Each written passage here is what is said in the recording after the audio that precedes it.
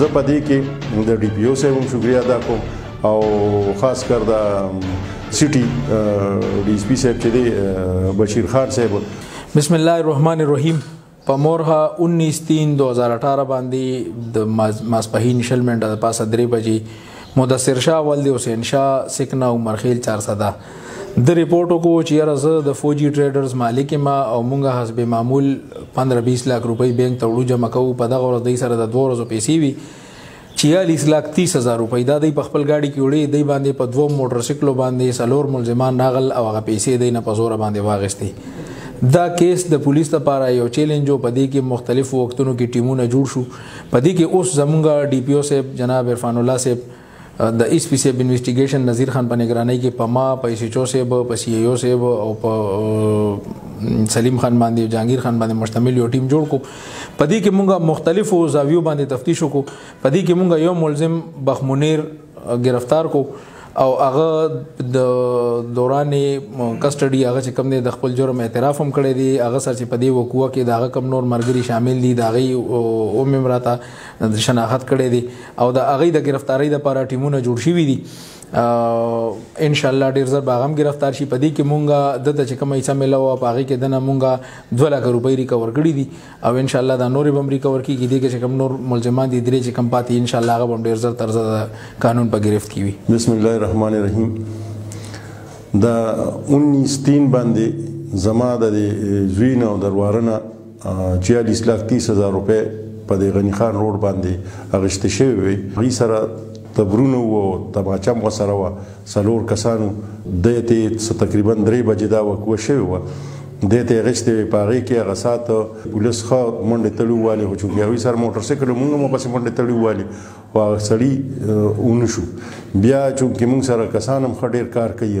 زمونږ پر خپلو ملګرو کې هم شک را شک و چې یاره کیدای شي زمونږ دی داسې شوي خو چې تر کومې پورې مونږ دا منډې تړي ووالې او پر ټول ملګري مو وکتل خپل ځان نو په هغې کې زمونږ داسې څو غل پیدا نه شو. کله چې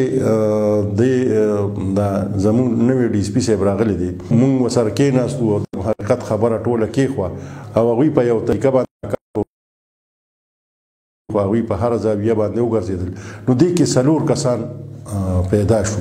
چې هغه 4 کسانو کې یو کس دوی نیولی دی بخمنیر نامې ده هغه پکې دوی نیولیم دی او چونکې دا غله چې وي دا خو تقریبا جوارګري نه دوی سره اوس هغه پیسې خو دونه شته نه دوی ته څه لږه ډېر ریکوري کړې ده خو کوم 4 کسان چې دي زه به ده ویم چې یاره شکر دی چې د 400 خلک پکې ملوث نه او نه پکې د 400 تر اوسه پورې چې ته غل راووته. کم 4 کسان چې دوی ټارګټ کړي دي او کم په هغه ساعت په موقع باندې موجود نو هغه ټول د دې ځای نه دي د یو ځای بل ځای خلک دي 4 کسان دي. دې کې یو کس داسې دی چې هغه پکې دا 3 خو دوی سره شناختی کارډونه ورسې ولا برآمد کړي ورسره شته خو اوس هغه سړي په دې ځای شته نه خپل ځای نه بدلی را بدلی نو په هغې کې تکلیف دا یو کس پکې نیولی شوی دی نو ده دا ویلي چې یو زما پکې 7 لکه روپۍ حصه رسېدلې ده او هغه د 7 لکه روپۍ اخیستې دي خو ده سره خو څنګه ما تاسو ته ووایي چې دا غله خو جوارګر زیات نو هغې هغه پیسې میسې چې دي هغوی لګولي دي دا هغه نه دغه تقریبا 2 لکه روپۍ دوی برآمد کړي دي لګیا دي په هغې کې خو دغه 3 کسان چې ونیولی شي نو زما په خیال چې دا پیسې به هم برآمد شي ټیم پې لږ ولګېده خدا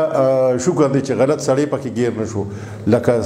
رپورټ په غلط سړی باندې رانغی او کم چې اوریجنل غلو هم هغه کسان گیر شوي دي خو په دوی سره گیر نه دي پته ولګېده چې دا سړی دی نو په هغې کې یو تاسو ته څنګه مه ووایه نیولي شوي دي. زه په دې کې د ډي پی او صاحب هم شکریه ادا کوم او خاص کر د سټي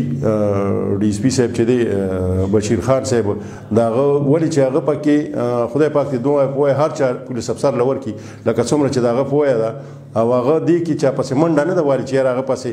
د ټوپک راغېستې او منډه یې والي ده بلکې هغه په ټکنیکل طریقو سره هغه له خدای پاک دومره دغه ورکړی دی چې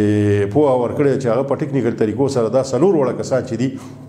هغه راوویستل او هغه پته ولګېده چې دوی په دغه ټیم باندې د دې نه مخکې هم چېرته نه راغلي او نه وروستو راغلي په دغه ټیم باندې دا 4 کسان چې په دغه ځای کې حاضر او راغلي او د هغې نه بیا وروسته هم دوی نه راغلي. نو زه امید لرم چې ډي اس پي صاحب به دا نور کوم څلور کسان چې دي دا به ونیولی شي او زموږ دا قوه چې کومه شوې وه د هغې به ازاله وشي پیسې تلو راتلو ولی شي دي خو دومره ده چې همدې کې زما یوازې عزت نه وتلی زموږ د دې علاقې د دې چارسدې او د پولیس هم په دې کې وو په دې کې مونږ ډېرې منډې تړې مو ولې ردې بدې مو ویلې خو هغه چې سړي ته دغه ورسي تکلیف ورسي نو بیا خامخا څه نه سوی خو بهرحال کله نه چې بشیر خان صاحب راغلی دی نو هغه وختن په وختن زه راغوستی مې ما سره یې مشوره هم کړې ده او هغې طریقې سره چې هغه مونږ نه تپوس کړی په هغې طریقه هغه روان شوي دي نو الحمدلله چې زمونږ دا قوه چې کومه نه معلومېده هغه هم دې ځای پورې ورسېد چې یو کس پکې ګرفتار شوی دی نو زه تاسو ته دا وایم چې وخت پرې ولګېده لکه وخت ولګېده خو دې وخت کې چې هغې کوم ما ته کاغذي کاروي او کوم کار یې راته وښو کوم ایفټس وښو نو زه به دا بیا ووایم چې دا څېره عمقه د بشیر خان صاحب په غاړې لځي او زه دې وخت کې لکه که ستاسو خیال نو مونږ